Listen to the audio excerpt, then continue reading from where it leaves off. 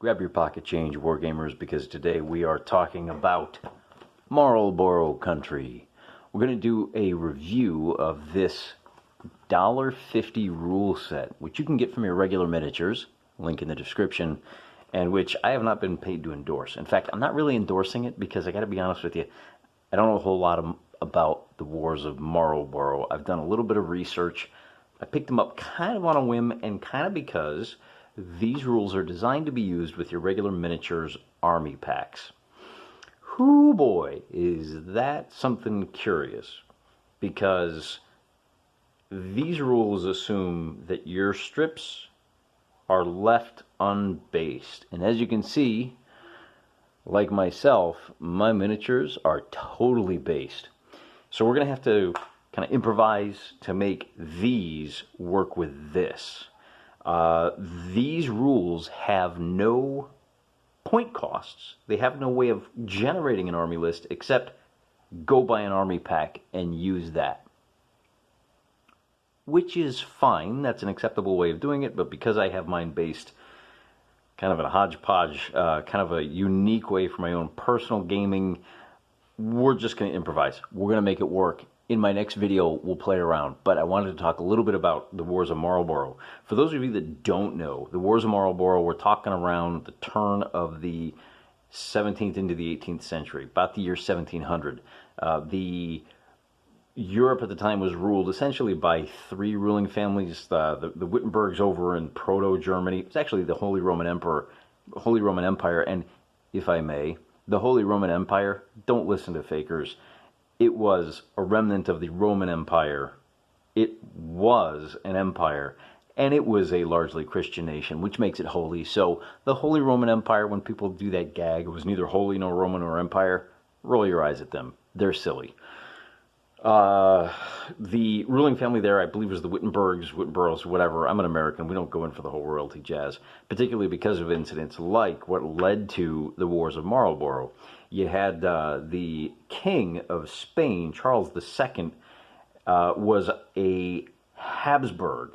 And like the Habsburg of the time, he was seriously inbred, to the point that he was literally a drooling idiot, and unfortunately he was unable to provide an heir for himself.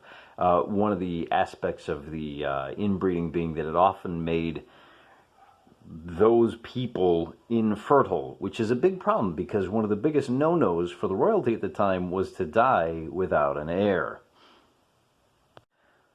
Charles II did that, and that was a problem because then the question became, who's going to be the heir? Is it going to be one of the Habsburgs, the Austrians, or one of the Bourbons, which would have made Spain and the Spanish Empire, which, bear in mind, this is still near enough to them conquering the savages over in the New World that they still had a pretty sizable empire of their own.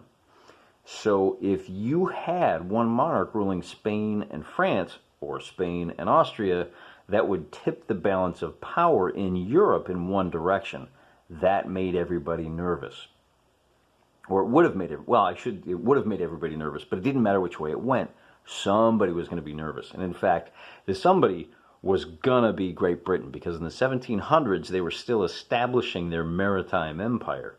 They were not a big country, and so when Charles II, being the idiot that he was, said, I want the Duke of Anjou, who was the grandson of the Sun King, Louis XIV, King of France, when he said, I want Duke of Anjou to be my heir, that kicked the balance of power. Now, the real problem is the Duke of Anjou was the second oldest grandson of Louis XIV, and he refused to take himself out of the line of succession for the French throne, meaning there was a very real possibility that he would become the king of the Spanish Empire, which included the Philippines, most of South America, Mexico, chunks of the Caribbean.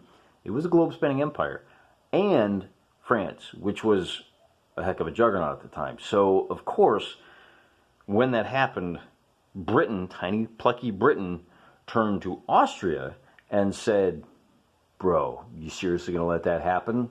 And Austria was like, nah. So they got a whole big alliance together to go after France, and that Grand Alliance, this is typical European history. They had a big war, lasted for about 5 to 7 years, made everybody broke, slaughtered the flowers of a generation across the continent, and then things kind of went back to the way they were with a little bit of piecemeal territories moved around. So that's kind of your American view of the Wars of Marlborough. Now, why was it called the Wars of Marlborough?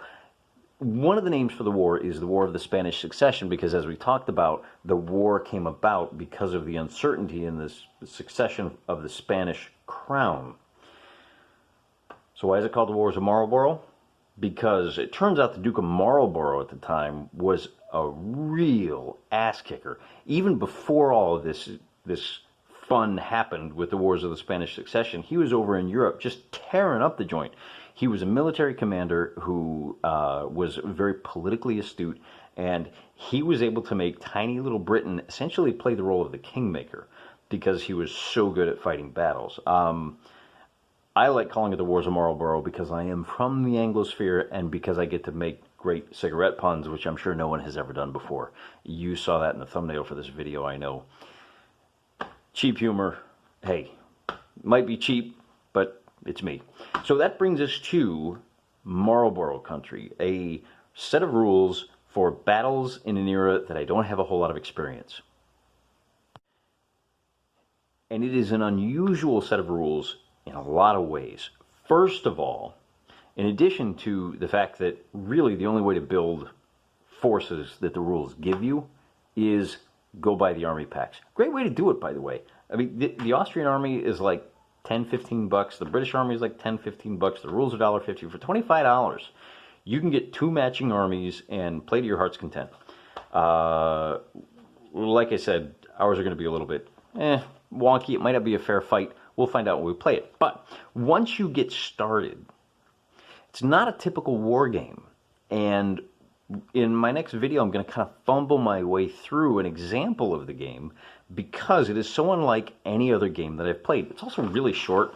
Really, this is the rules right here, these 3 pages. And then the writer, who is Rob Levisconte, he gives us a full page of examples of how this works. And long story short, you're gonna start on one side. So we'll set the British are gonna set up on the near side, and they set up one unit. Well, they're not sure where. They have to roll a d6, and on an even, they'll set up on this side, and on an odd, they'll set a unit up on that side. So they set up a unit, and the rules actually call for simultaneously. While they're doing that, the Austrians, who we're going to say are over there, will set up over on that side. And then the British, their next unit, has to be further that way. So they have to go from either left to right or right to left. And the Austrians are going the opposite way, which makes the game, the setup of the game, a very interesting exercise in reacting to how your opponent has set up. Bing, bing, bing, bing. If you put your artillery here, then he has a lot of play over here. He might want to save one of his units to act as a counter for the artillery. If you get to the end of the line and you don't have room, the rest of your units come on in the next turn as reinforcements. Something to be aware of. Once the game starts, the same thing happens. On your turn, the first player's turn, he has to start on one side. And he picks a unit, and then he has to go one unit at a time from one side to the other. And he doesn't know whether it's going to be left or right. So that can complicate his decisions as well. Unlike most games where one side will move and the other side will move, or one side does everything and the other side does everything, in Marlborough country, when you move with a unit, when you shoot at a unit, that unit reacts to you. The shooting is essentially forces them to react in one way or the other, and the other opponent has a way, has some choices. And of course there are modifiers based on how you do this, but again, because you're sweeping from left to right or from right to left, that's going to affect what he does and how he reacts. Essentially, whenever you shoot it at an opponent, you roll a d6, and on a 1 or a 2, he loses a hit point. Everybody has, this is so great, this is what I love about these rule sets that are done for love of the game rather than for, oh geez, I got to put food on the table. he says, oh man, where is it? Oh, cohesion points. You need to have a roster of cohesion points for everybody. Your infantry have 2 cohesion points, and your heavy, well, why don't I just read it to you? One elite unit, such as grenadier battalions or guards, can have 3 points. Cavalry also have 2 cohesion points. Artillery have 1. I'm not sure why I need rosters for each of these guys, because I will be using casualty caps. And I'll let you know, everybody has 2 cohesion points, or hit points, I guess you could call them, except for artillery have 1, and 1 elite unit has 3. As those degrade, it makes it harder for you to accomplish certain tasks. I've gone with, bear in mind, the other thing that he says is, again, making this a very easy game to set up and play. Don't worry so much about terrain. My terrain is grossly out of scale. It's 15 millimeter terrain. We've got a little woods over there and a pond there. That's really all you need. I'm using a little bit of yellow ribbon for roads. We got a little crossroad to kind of make things interesting. And that's about it. So as far as a play review, I don't know. I haven't tried it yet. But I wanted to kind of put together a quick little video to introduce you to Marlborough country. Particularly because, I mean, I get it. It's not a well-known rule set, but I'm really surprised at the absolute silence at this set, that I couldn't find anything on the internet to tell me anything about it. So I'm excited to be the leading expert in Marlborough country from Irregular Miniatures, and we're going to play a game starting in 2 days. See you then. Until then, I'm praying for you.